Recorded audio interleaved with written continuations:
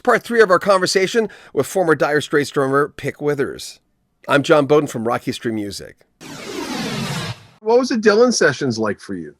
First day was a bit horrendous for everybody, I think. We couldn't settle, the things started running away from us. And we just decided that second day, I wouldn't have Bob's guitar in my cans. I would just play to the voice and not have the guitar. And so the funniest thing that happened there was that we were only there for 10 days, Mark and I.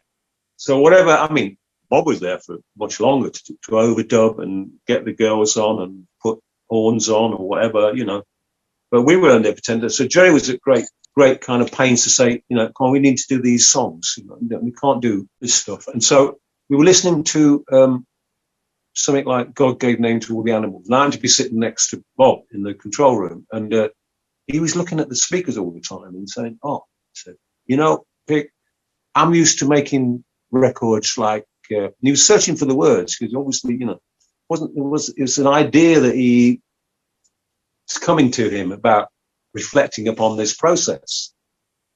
I'm used to making records like people make home movies. Yeah, that's it. That's it. This way, and he gives another look, admiring look at the speakers. This way is more professional. And I'm thinking, that's ridiculous.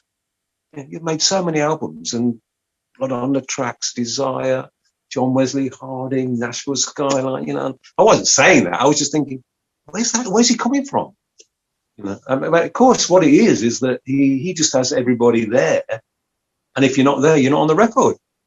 But I think there's a value in that as well. It comes back to that thing we were talking about before, about this gig, about doing stuff that, capturing a moment, in terms of not just sterilizing everything so it's perfect.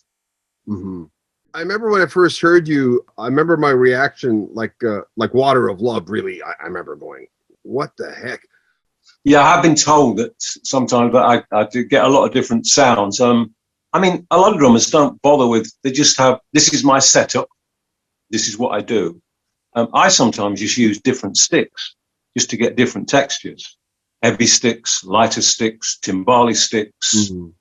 And of course, it depends on how the rest of the band respond to it, because they can easily drown you out. But I use that for a start off. I think I'm very blessed in that when I first started, the big group for me was because there was nobody else really announcing themselves, was the Shadows. Before the Beatles, yeah. And they were essentially come from an era when a band or a group, whatever you want to call them, could be an instrumental band and have hits. It doesn't happen so much now. It barely ever happens now, unless it's something from a theme tune or something. But it was quite, I wouldn't say commonplace, but it wasn't unusual in those days. Mm. And the Shadows had this simple setup, lead guitar, rhythm guitar, bass, drums. And they were all very proficient, good, and they had a function. Well, speaking of that, I'm just kind of curious. Let's just say you're in a dentist's office and someone turns around and says, so what do you do? Like, how do you approach when someone asks you? As a drummer, you've done a lot. You've really, and I was listening to that interview we prefaced a while ago, and I really listened to it. And I'm going, wow, no one knows how much sweat and pain, the normal Joe Lunchbucket, Evelyn, everybody who listens to music and might have heard that first Dire Straits album has no freaking idea what led to that. But let's go back to the original question before we get to that. Sometimes I just say I'm a musician.